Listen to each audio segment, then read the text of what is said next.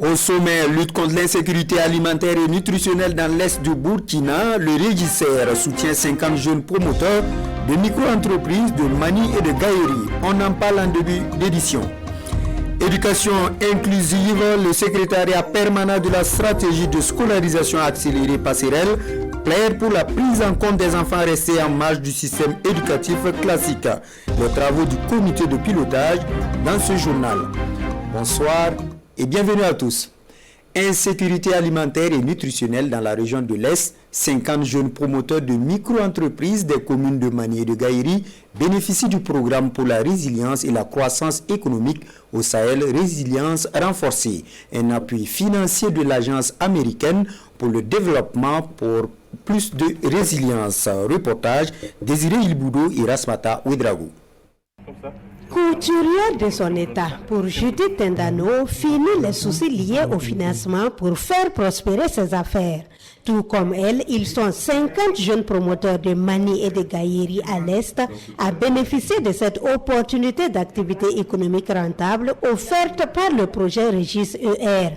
De quoi impacter le vécu quotidien de ces jeunes. On a envie de faire le travail, mais si tu n'as pas les matériels, tu ne peux pas faire. Je compte bien travailler pour réussir dans ma vie et apprendre aussi des autres filles qui veulent apprendre. Mon projet porte sur l'embauche ovine. Avant ce projet, la vie était précaire.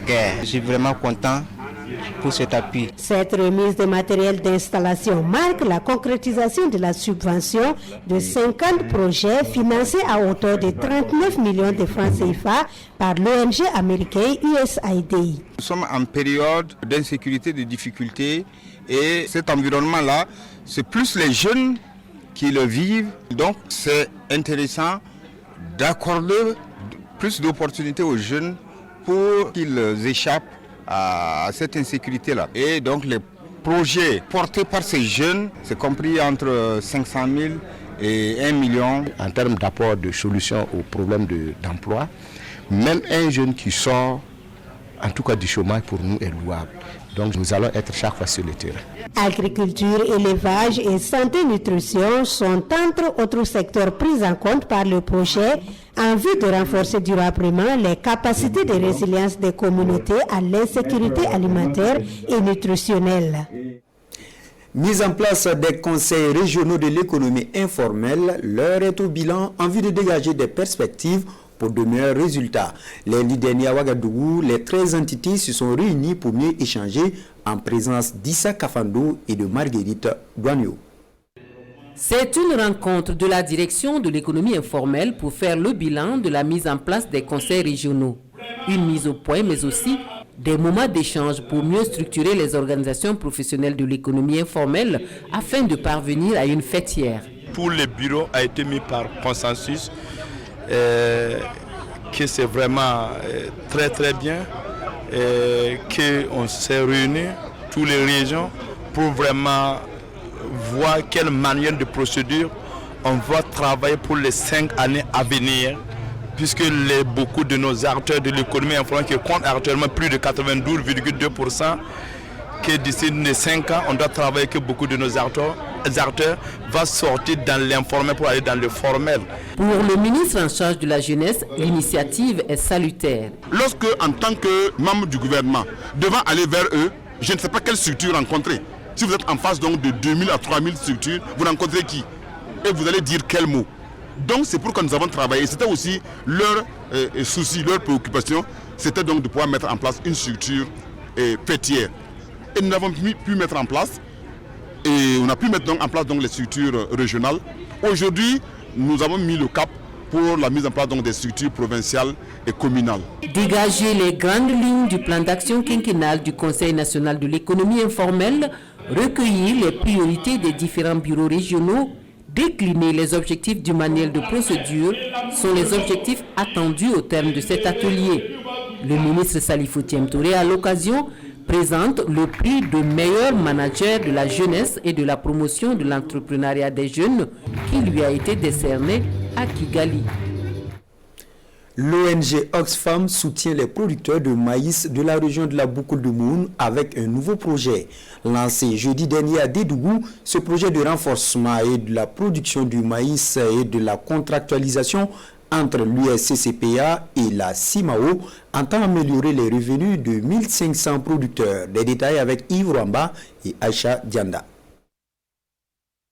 Plus de 820 millions de francs CFA pour booster la filière maïs. À travers le projet de renforcement de la production du maïs et de la contractualisation, l'ONG Oxfam vise à ce que les producteurs, les transformateurs et les commerçants de maïs maîtrisent leur métier. Ces projets envisagent également à accompagner ces derniers à collaborer dans un esprit gagnant-gagnant. Le PROMAC comporte des volets. Nous sommes dans une région cotonnière où il y a beaucoup d'utilisation de pesticides. Donc la vulgarisation des techniques agroécologiques permettra en tout cas de résoudre un peu ce problème d'utilisation un peu anarchique des produits chimiques. L'autre aspect, nous visons à contractualiser chaque année 4000 tonnes de maïs avec CIMAO. Outre la CIMAO, l'Union des sociétés coopératives pour la commercialisation des produits agricoles de la boucle du Mouhoun est bénéficiaire du PROMAC.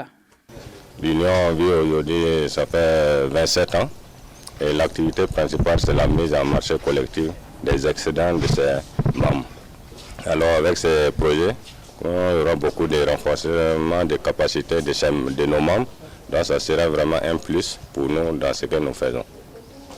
Pendant 3 ans, le projet de renforcement de la production du maïs et de la contractualisation va toucher 1500 producteurs de maïs issus des provinces de la Kossi, des Banwa et du Mouhoun. Forum des personnes handicapées de la région de l'Est à Fada. Les échanges ont porté sur les activités génératrices de revenus, la prise en charge dans les centres de santé des personnes vivant avec un handicap. L'ensemble de ces préoccupations seront mises sur la table lors du forum national prévu lundi prochain à Ouagadougou. Amirou Lankwande et Aruna Mari. Le septuagénaire Jean-Marie Kouela est handicapé visuel à Fadangourma. Sa situation de personne handicapée et les difficultés qui vont avec concernent aussi sous diverses formes les participants de ce forum dédié aux personnes handicapées de la région de l'Est. Leur doléance, c'est le président de leur coordination régionale qui les porte à la ministre Marie-Laurence Ilboudo. Équiper les structures de santé en matériel adapté aux personnes handicapées, table d'accouchement, fauteuil roulant, remplacé. 2. Pérenniser l'octroi des AGR et assouplir les conditions d'accès au crédit pour les personnes handicapées. 4 recommandations pour donner plus d'espoir à cette frange de la population parfois marginalisée et confrontée à la dure loi de la pauvreté selon le maire de la commune de Fadangourma. Solidarité des familles et des communautés envers les personnes handicapées et courtoisie des personnes handicapées elles-mêmes, ce sont les mots de Marie-Laurence Ilboudo à l'assistance.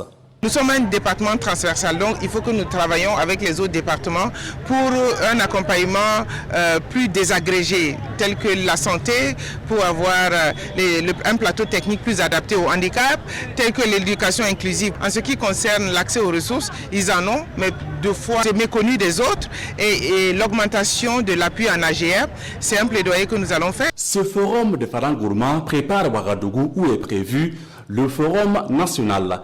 Les personnes handicapées de l'Est espèrent que leurs doléances auront bientôt un écho favorable. Dans la mise en œuvre de ces activités, le programme d'approvisionnement en eau et assainissement sollicite le soutien des acteurs intervenant dans le secteur de l'eau. C'est l'objet d'un atelier d'information et d'échange à Dédougou dans le but d'améliorer l'accès à l'eau dans les milieux urbains et ruraux. Samson Bationou et Hélène Siboukou. Une journée d'information et d'échange sur les réalisations du programme d'approvisionnement en eau et assainissement dans la boucle du Mouhoun. Ces acteurs réunis à Dédougou se familiarisent avec ce programme dont l'objectif est de faciliter l'accès des populations aux services d'approvisionnement en eau et assainissement à travers ses principales composantes. C'est un programme très important du secteur de l'eau qui vise à améliorer l'accès à l'eau potable d'à peu près 1 100 000 personnes Et du côté de l'assainissement, à peu près 1 350 000 personnes à travers une batterie d'interventions. Troisième intérêt de ce programme, c'est de faire l'état des ressources en eau du Burkina Faso, tant de surface que souterraine. Ce programme lancé en 2019 par le chef du gouvernement est opérationnel dans son volet approvisionnement en eau potable. Dans la région de la boucle du Mouhoun, on note des niveaux d'exécution satisfaisants. Sur à peu près 445 forages qui sont prévus dans notre région, nous sommes peut-être déjà à 280 forages déjà réalisés. Donc vous voyez que déjà on a une longueur d'avance. Le programme d'approvisionnement en eau et assainissement est financé par l'État burkinabé et la Banque mondiale à hauteur de 181 milliards de francs CFA. À l'instar de la région de la boucle du Mouhoun, les régions des Cascades, des Hauts-Bassins et du Sud-Ouest sont bénéficiaires des réalisations de ce programme. Éducation à présent, le secrétariat permanent de la stratégie de scolarisation accélérée Passerelle a tenu sa toute première session de l'année 2020. Pour le comité de pilotage, il s'agit d'harmoniser les outils de collecte de données en vue de prendre les enfants restés en marge du système éducatif classique en compte. Les détails avec Daouda Ouattara et Draman Dadian. Première session de l'année 2020. Moment de réflexion pour ces acteurs de mise en œuvre de la stratégie de scolarisation accélérée Passerelle pour un système éducatif inclusif. Un processus entamé depuis 2006 par le gouvernement burkinabé et son partenaire norvégien, la Fondation Strom. C'est cette formule donc, qui allie langue nationale, langue parlée de l'enfant et le français, permet en une année de récupérer les enfants qui ne sont jamais allés à l'école et de leur permettre, après le test de fin d'année, leur permettre de passer de cette première année au CE1, au CE2 ou au CM1 pour certains. Et les enfants les plus âgés, on allie notre formule qui est la formule de formation professionnelle. Pour ouvrir les portes de l'école à tous les enfants burkinabés, il faut des données fiables, ce qui passe d'abord par l'harmonisation des outils de collecte. C'est la stratégie du faire-faire et il nous faut des outils assez solides pour collecter l'ensemble des données élaborées au niveau de nos structures de concentrés et également au niveau des ONG partenaires opérationnels. Il y a également la validation du manuel de procédure de sélection et de certification de ces acteurs terrains. C'est aussi le lieu pour eux d'évaluer le niveau d'enrôlement des enfants hors école et revisiter le document de plaidoyer axé sur la mobilisation des ressources pour l'atteinte de l'objectif de développement durable pour ce qui est du volet éducation d'ici à 2030. On s'arrête ici pour cette session d'information. Bonne suite du programme sur la télévision du Burkina.